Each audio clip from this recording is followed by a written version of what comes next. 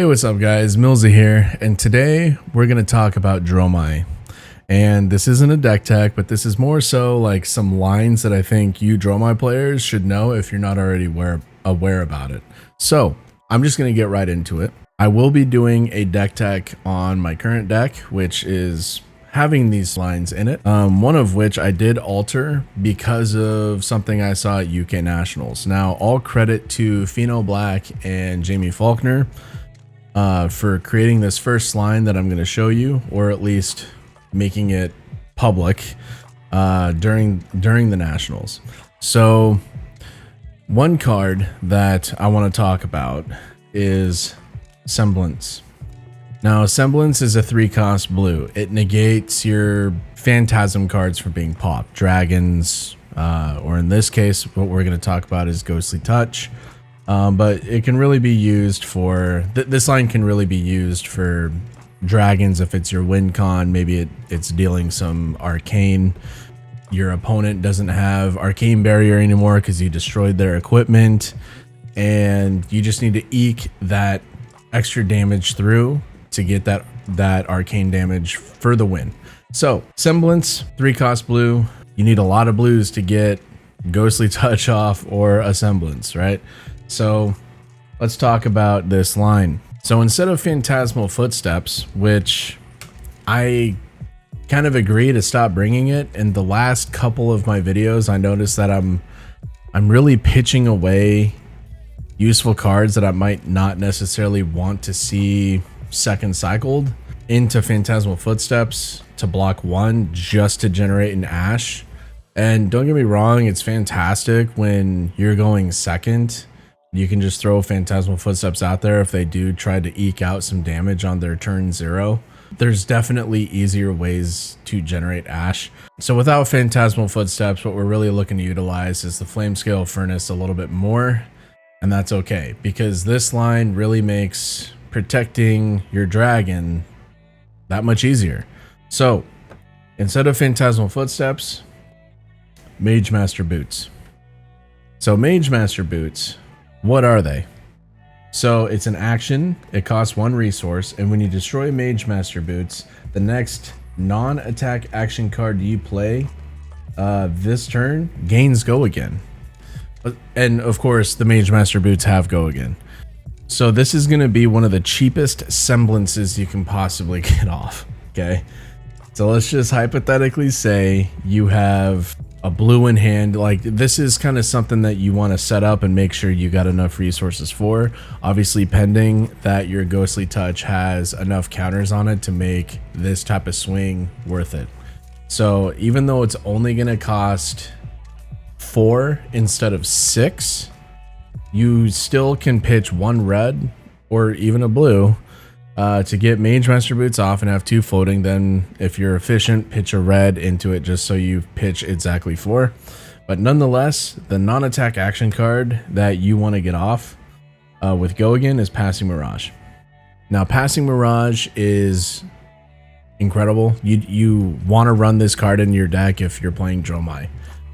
If nothing at all, it's a very efficient blue card that you also want to play to protect your dragons or attack actions with Phantasm.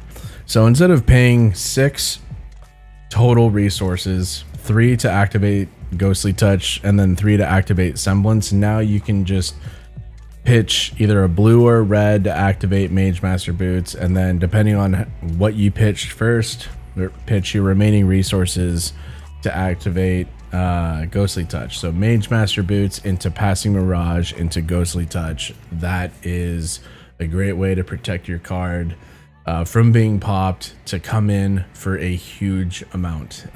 Granted, you are going against a deck that has a lot of poppers. And if you're not going against a deck with a lot of poppers, don't just run Ghostly Touch for the sake of running Ghostly Touch, because this video has Ghostly Touch right here. You want to protect your Tumultize, your Optimize, maybe even your Asvalize or Vincericise. The reason why I say those is because oftentimes what you're wanting to target with Tumulti, if you're not going against a ninja first, is their arcane barrier. And it's kind of weird that I said first, right? because usually the dragons die after about a turn of being on the board. So let's kind of get into the next card.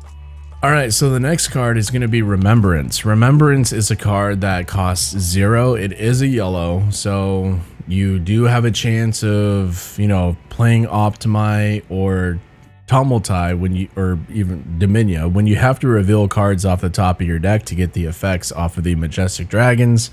There is a chance you might reveal a yellow.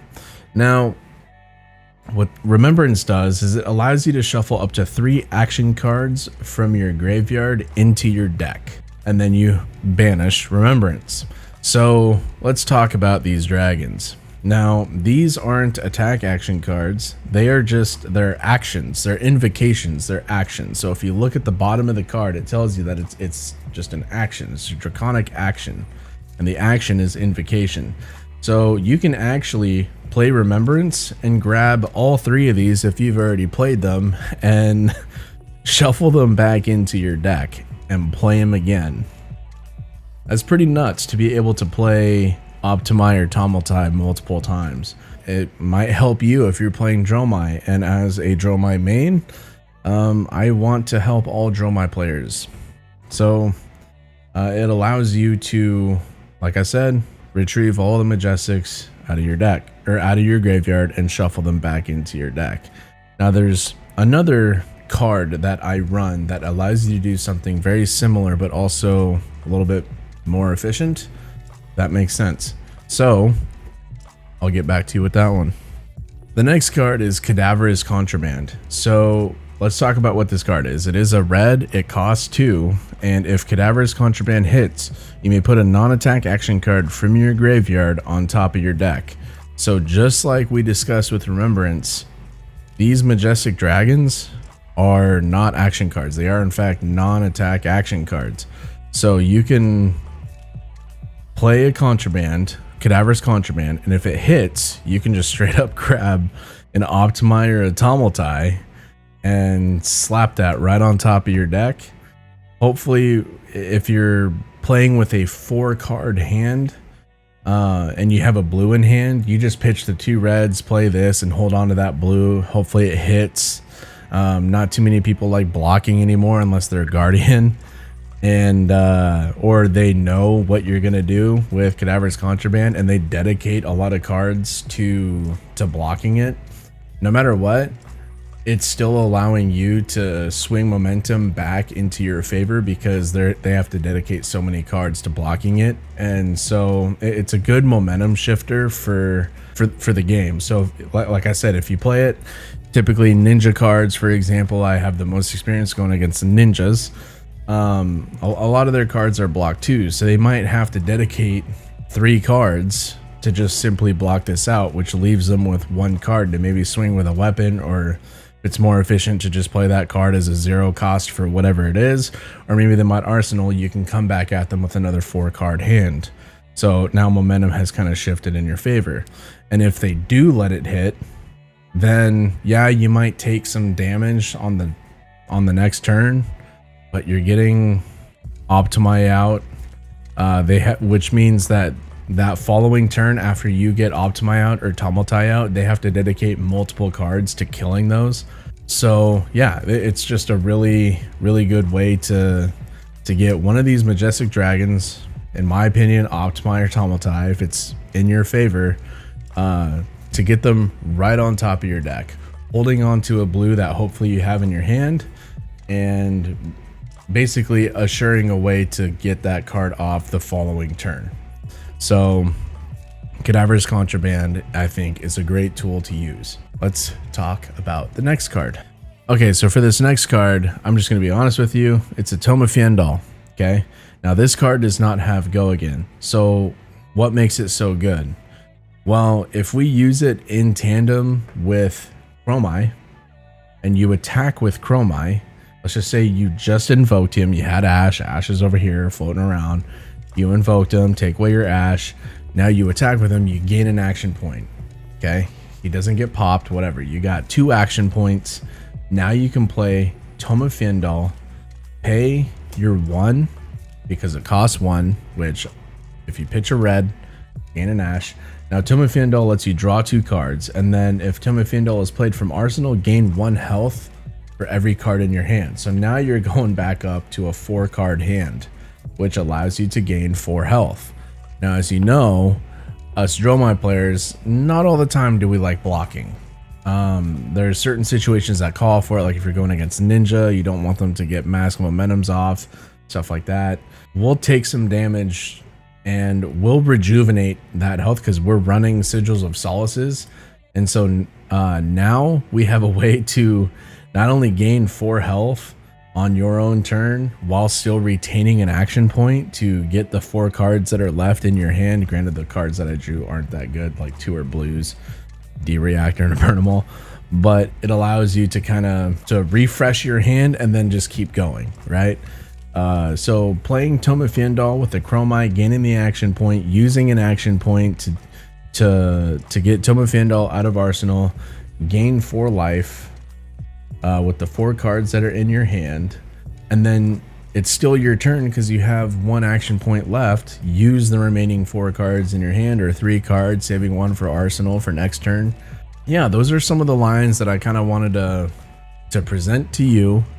Maybe, you know, you want to play DROMAI and you're using a very generic list that you found on FABTCG, and you know you want some extra spice that maybe your local meta or something hasn't exactly seen, and you might shock some people. Well, I'm not taking credit for any of these. I'm sure a lot of people have been running them. I personally haven't seen anything but the Mage Master boots, to the Passing Mirage, wherever it is, it's over here, to the Ghostly Touch, or like I said, any other, you know, win condition dragon.